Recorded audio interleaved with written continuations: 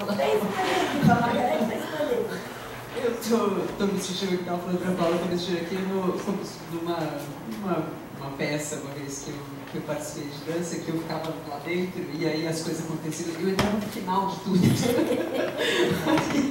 aí com aquele negócio acontecendo, mas eu já quase dormi lá dentro. Porque é tudo silencioso, só daquele silêncio danado, não sei o que, quando era a minha parte, começava uma música altíssima, tchan, tchan, tchan, tchan, tchan. Pelo lado com aquela plástico bolha fazendo barulho no chão, eu acordava com o próprio negócio. Mas para mim é difícil também, porque na verdade, né, são duas falas que foram muito mais levaram para outros lados a discussão toda, que é o lado que eu acho que é da discussão de todo mundo mesmo. Na verdade, eu que me sinto mais desconfortável. Ainda me sinto. E me sinto talvez principalmente porque não é só uma diferença, eu acho, de campo, né? Eu acho que a gente, quando está em campos diferentes, a gente não só vê a mesma questão de maneira diferente, mas explica de maneira diferente e tem um vocabulário muito diferente. Às vezes com as mesmas palavras significando coisas muito diferentes. Então, acho que tem um desafio aí para mim que sempre é grande aqui do laboratório urbano, que tem a ver com isso.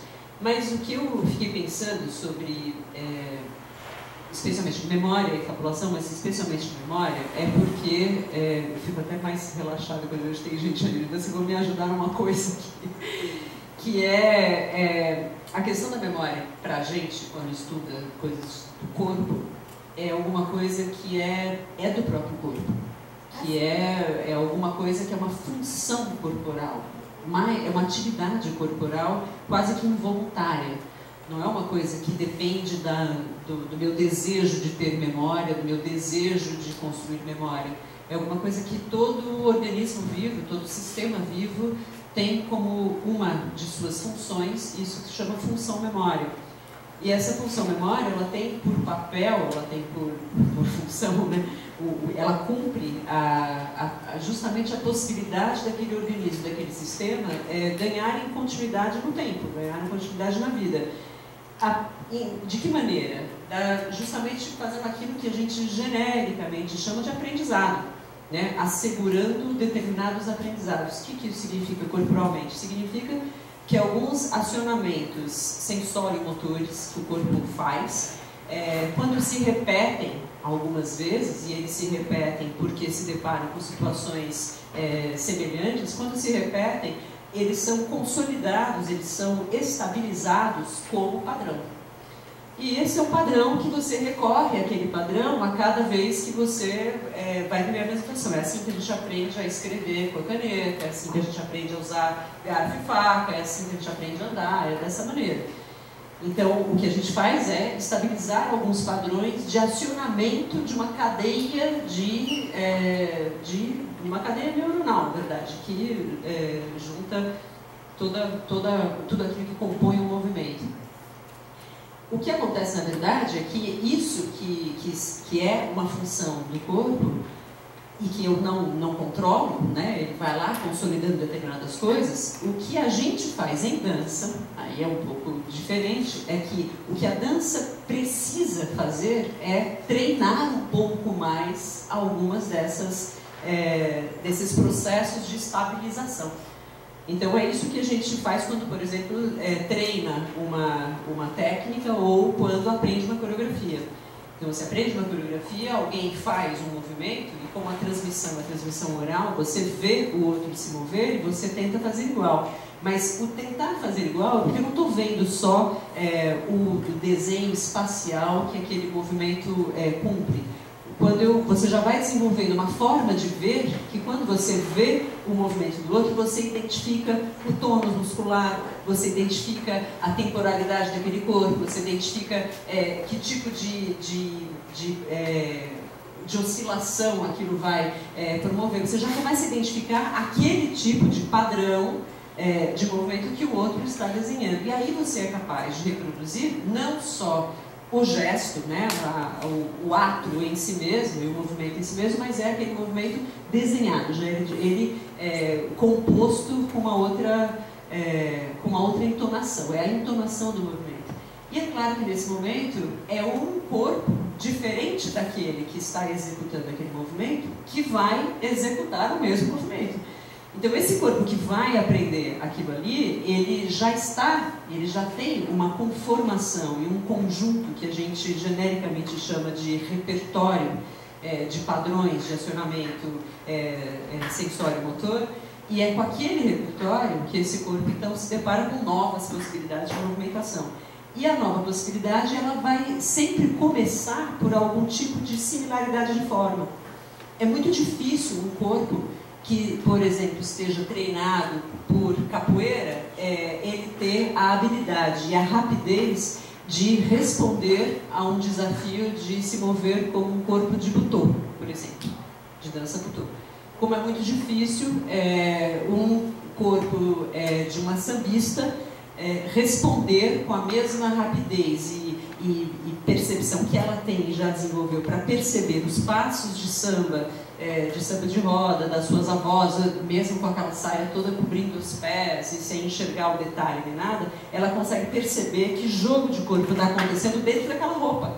Que a gente não vê o movimento acontecer, mas vê o corpo aparecendo ali, mas você não sabe o que está movendo. Por onde é o movimento? É pelo quadril ou é pelo dorso? Quem é que está movendo aquele movimento, né? Esse treino que você tem de perceber para poder realizar aquilo que o outro está te propondo para dançar, é isso que a gente chamaria de memória. Um dançarino, quando aprende uma coreografia, eu fiquei tranquila quando eu vi os meus colegas ali, porque tem um dançarino ali que é de uma companhia famosa de dança e que é uma companhia que ele chama de companhia de repertório. É uma companhia de dança que tem um grande conjunto de obras e reproduz esse grande conjunto de obras muitas vezes. E o Matias dançou no grupo e já está aqui há algum tempo. Ele tem um outro grupo, ele trabalha com outras coisas. Matias Santiago, aqui atrás, que é o dançarino do grupo Corpo. E o que é curioso, a gente vê, ele é capaz, se a gente chamar o Matias aqui e dizer: Matias, tenta lembrar um pedaço de uma coreografia. Quer vir, Matias? Você topa? Tenta lembrar um pedaço, um trechinho qualquer. Mas deixa eu dizer por que é um desafio. Porque se ele tentar lembrar um pedaço de coreografia, o interessante de vocês tentarem imaginar. Eu acho que seria excelente. Mas deixa eu explicar o quê? Ele topa, ele é um fofo. Mas é porque. Falando de corpo. Não, mas eu quero mostrar para vocês que eles prestam atenção numa coisa, que é isso que eu ia pedir para ver se ele consegue se lembrar. Qualquer pedacinho de coreografia que você se lembre de fazer, ele já está pensando. Mas na hora de pensar, está pensando e tentando lembrar coisas que ele tenha dançado. O que ele for escolher, que está na cabeça dele, que ele vai escolher de fazer, alguma coisa vai ser um pedaço, um fragmento daquele negócio. Faz qualquer negócio que você queira fazer, qualquer, tudo bem, pode ser no ato. Gente! Pronto. Esse é o 21, né? É o 21. Esse, do grupo Corpo. Esse é uma... Obrigada, amigo. Obrigada.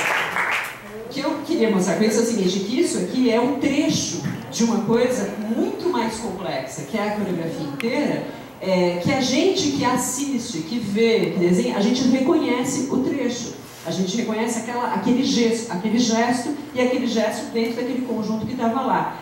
O que eu estou querendo dizer para vocês é que para a gente em dança é muito claro uma coisa que muitos dos especialistas em memória estão começando a explicar, que a memória é um pacote de coisas. Ela não é uma unidade, ela não é uma informação, ela não é uma coisa que eu lembro disso.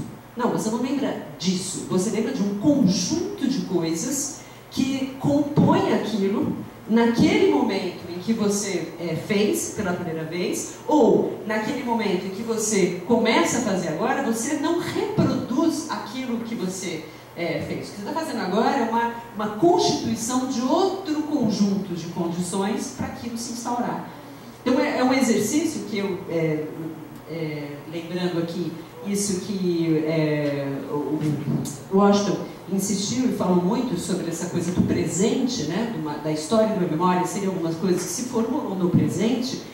Para a gente é claríssimo, dança talvez seja um campo privilegiado para esse tipo de percepção, né, de identificação que essa ideia de memória não é alguma coisa que está lá no passado e que você recupera, mas é alguma coisa que você formula e constitui com determinadas condições ali naquele momento. Eu acho que talvez se a gente fosse lembrar de outra coisa, se eu dissesse para ele, lembra qualquer outro pedaço de coreografia que você tenha dançado, alguma coisa que não fosse propriamente do corpo, ele tivesse, a gente tem, como estava comentando com a Paula, a gente tem uma coisa também que todo coreógrafo vai lembrar, que a gente quando está ainda treinando, ainda ensaiando a coreografia para aprender, às vezes você não lembra. Então, como é que você faz para lembrar aquele pedaço? Eu lembro desse pedaço, o que vinha depois? Aí você tem que fazer de novo aquele pedaço para lembrar o que vinha antes, para aquele anterior puxar a cadeia do que vem em seguida.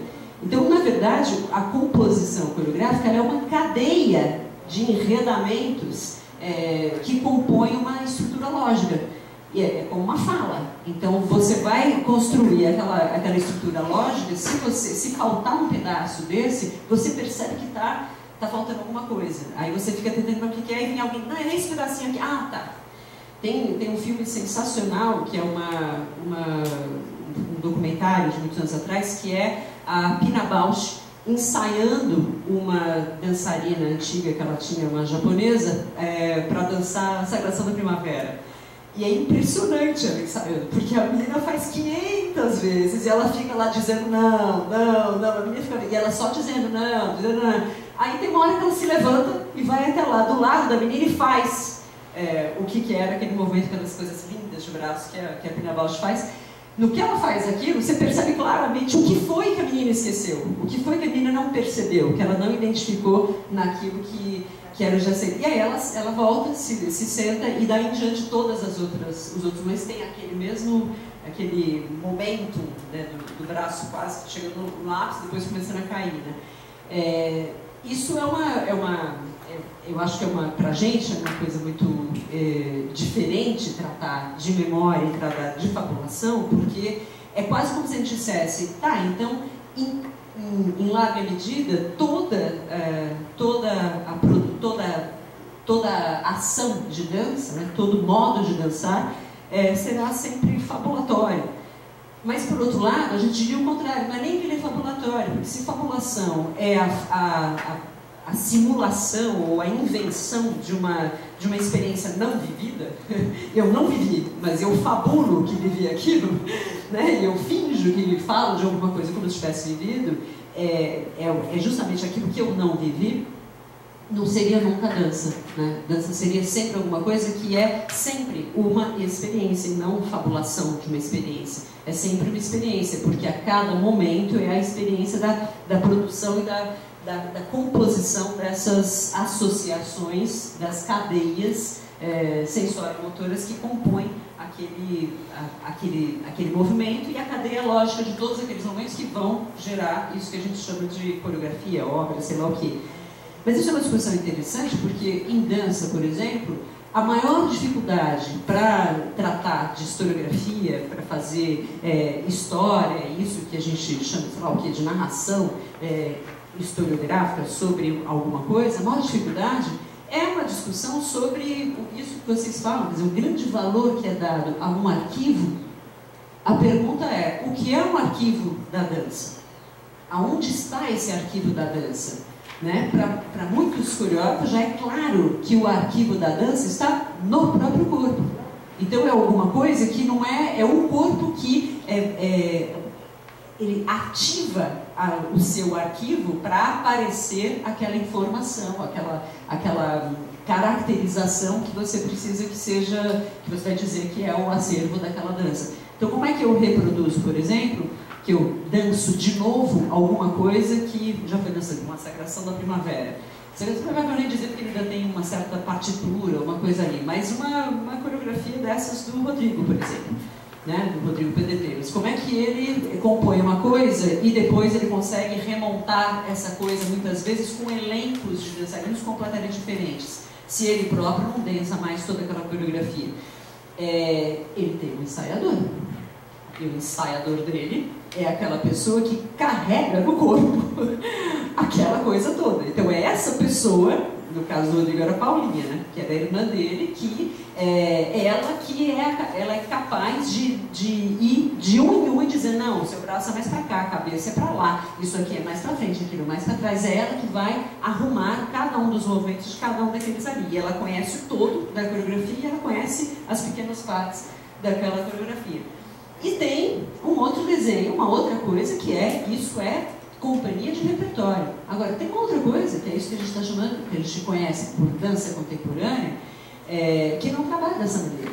E tem muitos, mas muitos dançarinos coreógrafos contemporâneos dedicados a tentar produzir trabalhos de dança em que a discussão do trabalho é justamente o arquivo. É justamente como lidar com isso que é história e memória na própria cena. E aí eles começam uma discussão sobre, por exemplo, um filósofo francês, um menino que é jovem até, lá da Paris 8, que ele chegou numa tese, que é a tese mesmo de doutorado dele, uma tese de que a dança seria uma arte eu não sei em francês como seria isso em português, désouvrement.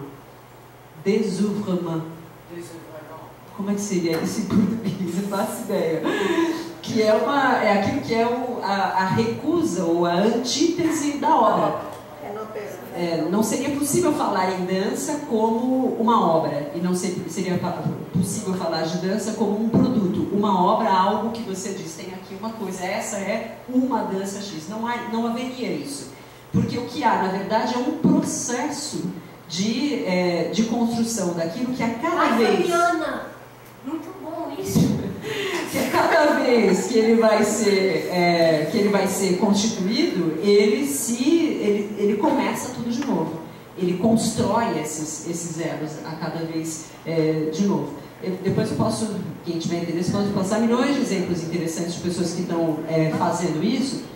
Um deles é aquele francês conhecido, Jérôme Bel, que faz uma coisa sensacional, que ele faz biografias dançadas que não são de primeiros bailarinos de várias companhias. Então, a primeira bailarina, ele fez com a primeira bailarina do Municipal do Rio de Janeiro, primeiro bailarino do Opéra de Paris, primeiro bailarino de uma companhia tailandesa, primeiro bailarino do grupo do Merce Cunningham. Cada um deles ele chamou, e a própria Ana Teresa do grupo Rosas, ele também chamou para fazer essa ideia de autobiografia, que não é uma autobiografia, é uma coisa de tratar o corpo daquela pessoa como arquivo. O que ele faz? Ele faz com eles momentos em que eles narram e dizem, falam quais eram os momentos difíceis, complicados ou interessantes que eles lembram da carreira deles, e aí eles fazem aquele trecho, eles fazem de novo aquele trecho, já completamente em momento de ensaio, tudo completamente diferente da cena toda.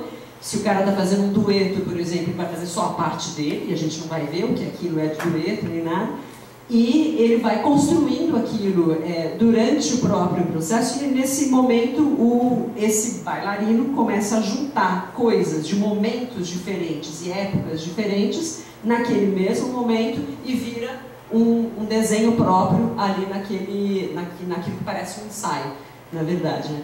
E é sempre com ar de ensaio, né? Ele conversando, falando, isso aqui. Esse com o bailarino tailandês, por exemplo, ele próprio faz parte do espetáculo e ele faz um diálogo com o menino, ele diz, então cada um vai se apresentar, ele diz, a minha dança tem uma coisa assim, assim, sabe? O menino levanta e faz 2 minutinhos de uma coreografia tailandesa, cheia de detalhes, cabeça, braço, aquele monte de mãozinhas e tal. Aí o João Roberto, então, levanta, aí encosta o computador, bom, a minha dança, ela é basicamente feita disso aqui.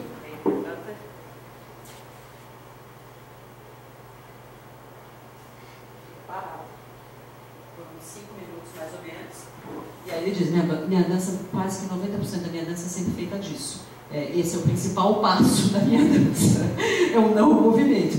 Então, e aí tem toda uma história importante aí, já antiga, do Jérôme Bel, que ele foi processado judicialmente em um festival que ele foi participar, porque um sujeito que estava assistindo o espetáculo entrou na justiça dizendo que foi enganado, porque disseram que ele ia assistir dança, ele chegou lá e viu o cara parado durante o tempo, e falou, isso não é dança, e entrou na justiça contra ele. Então virou um negócio clássico, tá na abertura do livro lá do André Lepec.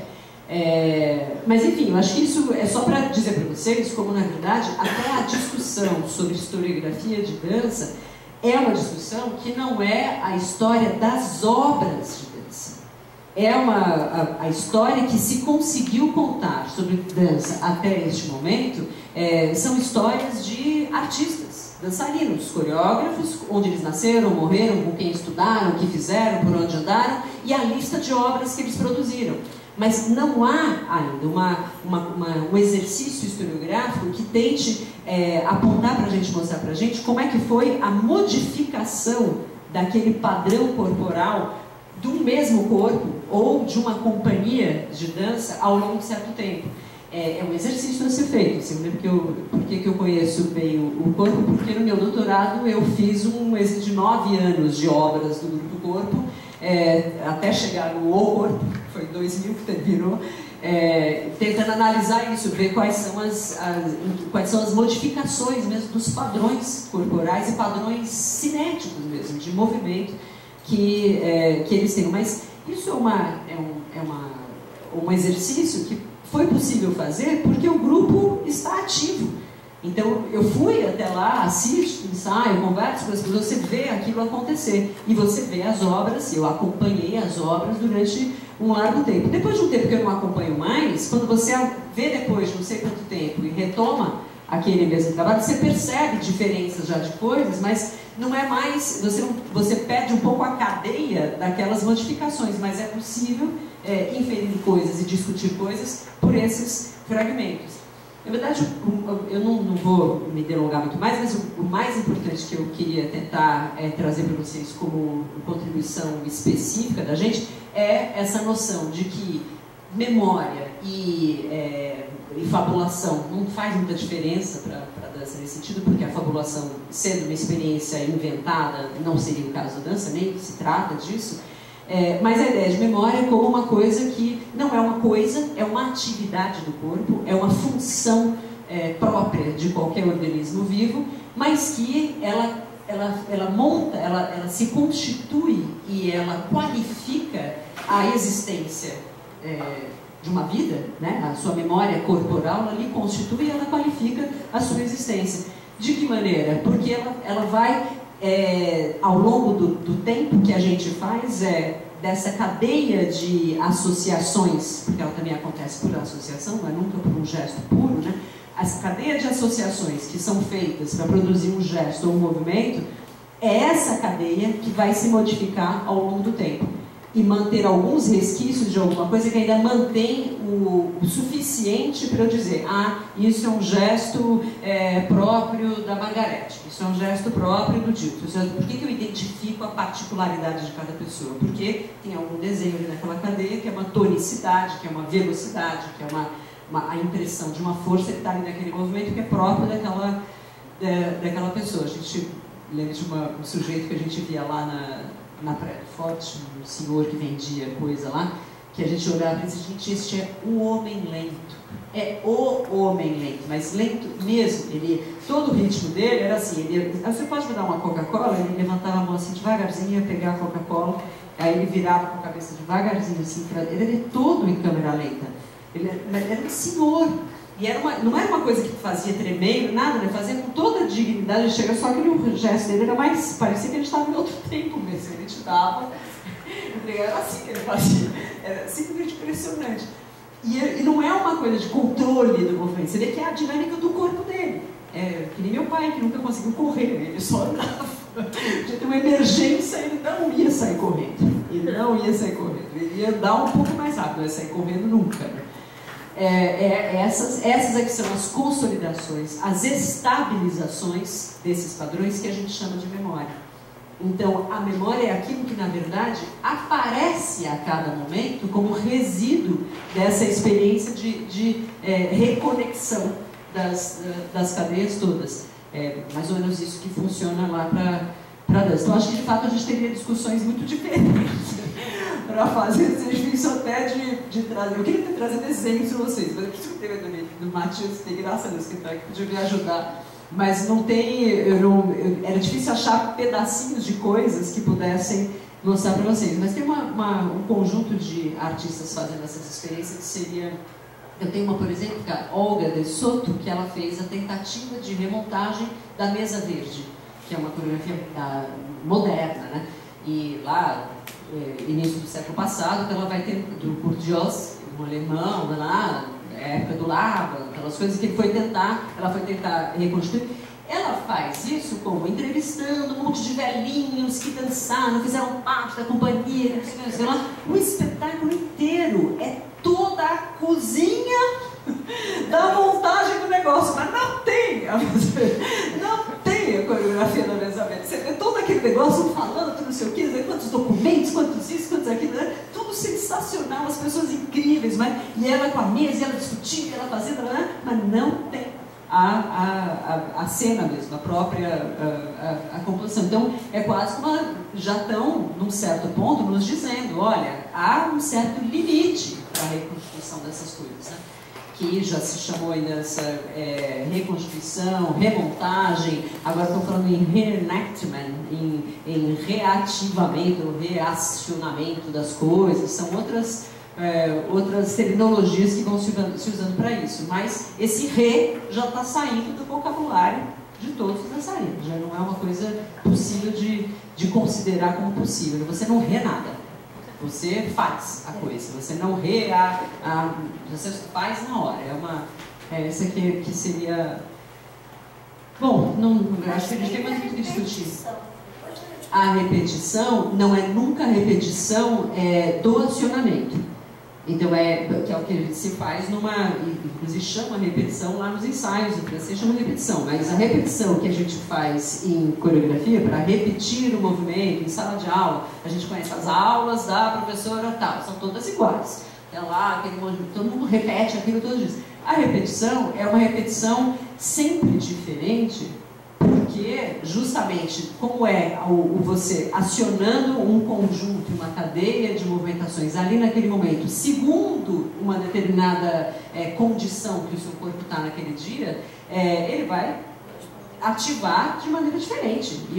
O que ele vai repetir é só o comando de acionar aquilo de novo, mas o que vai aparecer no que ele conseguiu acionar são conjuntos diferentes daquele conjunto que ele fez antes. Então, se antes tinham uma rede de associações mais pro lado de cá, agora estão mais pro lado de cá. Ele faz mais pesado, ele faz mais lento, ele faz mais rápido naquele dia. Ele esquece o detalhe da perna, o detalhe do braço, ele esquece o detalhe. Ele muda e põe outra coisa no lugar. Que talvez aí a gente pudesse chamar de fabulação. É quando o bailarino esquece. Não, sabe, aqui tem um buraco ali, ele tem que resolver, ele põe outro negócio no lugar e continua. Aí ele fabulou, ele foi embora, né? Isso tem muito, isso o que a gente mais faz é preencher com aquilo mas ele tem que continuar, né? no ritmo da cadeia. Então essa repetição para a gente dança já é claríssimo que não se repete nada, né? Você faz um recomando de vamos fazer de novo esse pedaço da coreografia, mas o que você está repetindo não é a movimentação. Você está repetindo o comando de ativar determinadas coisas para fazer aquilo, e vai sair sempre diferente. Então o gesto será sempre o outro na hora que tiver que repetir. Tenho certeza que Matias, não é nem porque o corpo dele esteja diferente, ou porque ele tenha envelhecido, porque ele tenha mudado, que o que ele fez aqui é diferente do que ele fez no dia. Não é nem por isso, é por todo o conjunto de condições, até da pulsação daquilo que ele precisa para fazer o gesto que ele trouxe aqui para a gente. Mas enfim, é isso.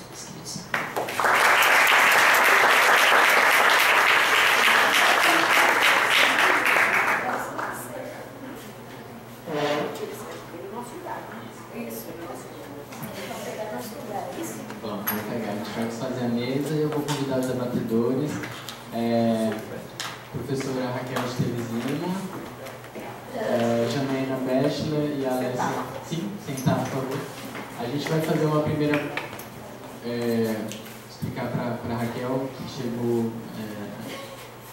A gente vai passar a palavra para vocês fazem provocações, algumas perguntas iniciais para levantar a discussão.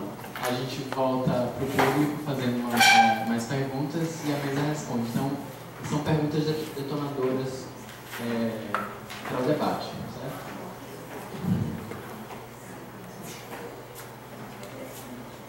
A gente vai fazer as perguntas, deixa eu ver se eu entendi. Isso, eu vou fazer Um conjunto de perguntas para quem apresentou, menos comentários.